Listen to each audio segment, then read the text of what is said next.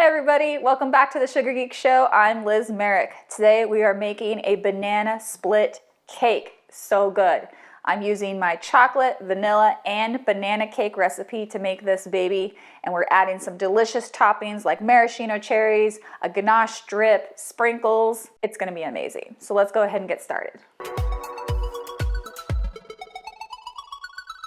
It was really fun researching what goes into a banana split because there actually is a certain type of ingredients that go into a traditional banana split. So you've got, of course, your bananas, 1 scoop of vanilla ice cream, 1 scoop of chocolate, and 1 scoop of strawberry. And then it's chopped with either a chocolate fudge or a ganache, sprinkled with some chopped peanuts and maraschino cherries. So how do you take those traditional ingredients and make it into a cake? Well, first we started off with a delicious and moist chocolate cake, our vanilla cake, and instead of using fresh bananas, we're using my banana cake recipe, which tastes like fresh bananas. Seriously, it's so amazing.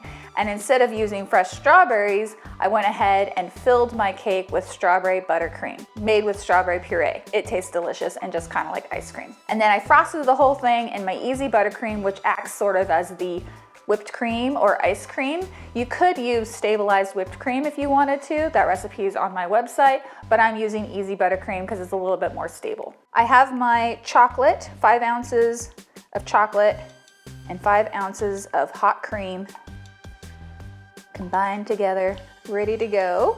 You can do a 2-to-1 ratio, or I have actually slightly more cream than a normal 2-to-1 ratio. I actually have 7 ounces of chocolate and 5 ounces of cream, which is way too much for what we're using, but that's just what I used. And then after you get this smooth and creamy, you want to let it cool down until it feels almost room temperature again. Otherwise it's going to be too runny when it gets onto your cake. So I'm just going to mix this up, get it smooth, and then let it sit.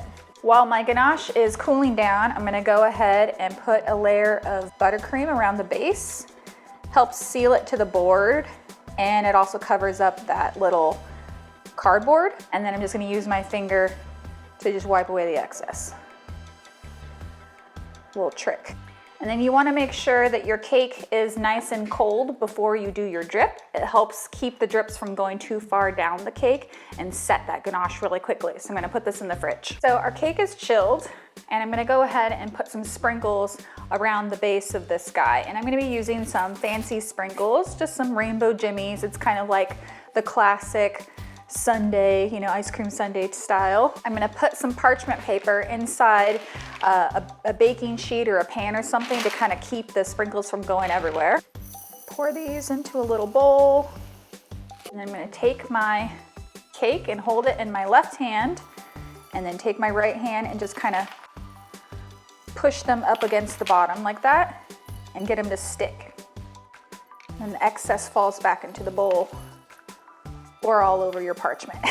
Just kind of brush off the excess. Then you can put your sprinkles back in the bottle.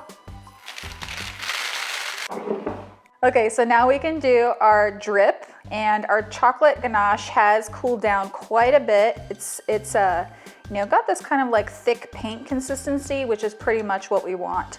And it's really important to pay attention to the consistency of your ganache before you do the drip. And that's kind of like the thing that people struggle with the most. If your ganache is too thick or too cold, you end up having drips that look kind of like wax or like thick paint, and they're not very pretty. They don't blend together. They don't go over the edges very smoothly. And if it's too thin or watery, they'll just drip all the way down the sides of your cake. They'll look almost transparent because they're too thin.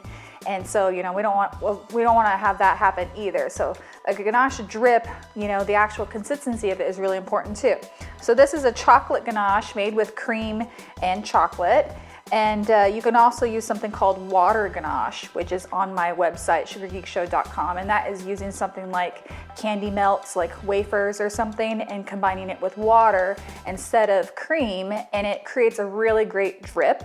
And it's not as, in my opinion, it's not as finicky as ganache. So it's kind of like my foolproof one, but we're learning how to make a real ganache drip this time around. So this is what you do if you have chocolate on hand. I'm gonna place my ganache into a piping bag. I always use a piping bag, or you can use like a squeeze bottle to get your drips really perfect. Otherwise, if you try to use a spoon, you're gonna have too much chocolate going over the edge and it's gonna look really messy. And I can feel this ganache. It's, you know, very, very slightly warm still, but mostly cooled down. If yours ends up getting too cold, you can just pop it in the microwave for 10 or 15 seconds until it's liquid again, but not warm. I'm gonna trim off the tip, not too big. And I'm gonna do a test drip to see if this is gonna set up the way that I want it to.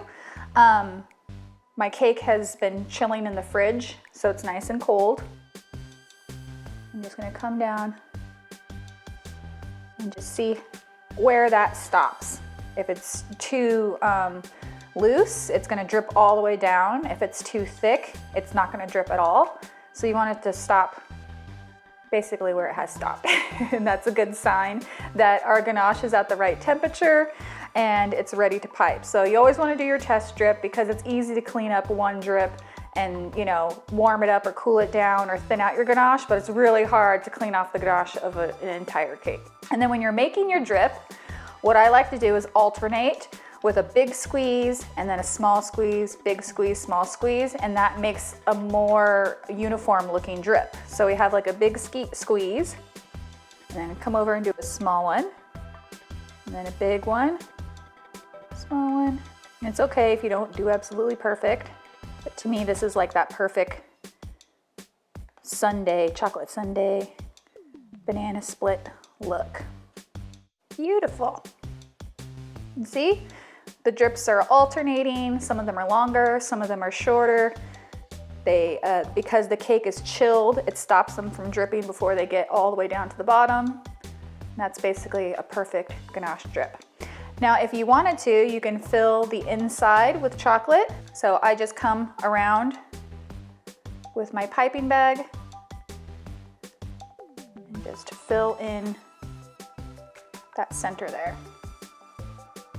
Some people just drip on the outside edge, totally okay. And then you can just take a spoon or a little spatula and just kind of fill in any little holes, but it should just kind of run straight together.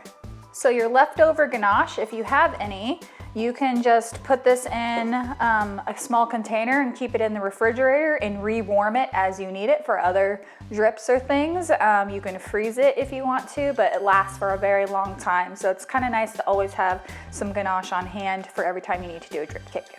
So now moving on to the second part of our design, I'm going to be putting some little swirls of buttercream on top of the cake, and this is kind of mimicking the look of like whipped cream that you would have on top of a banana split.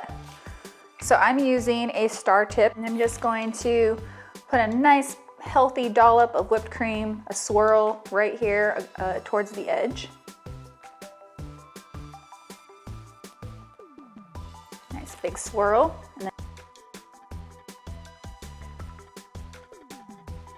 And then I have some chopped peanuts, one of the traditional things that goes on top of a banana split. So I'm just gonna put that kind of around the edge. Obviously, you can totally leave this off, especially if you're allergic to peanuts.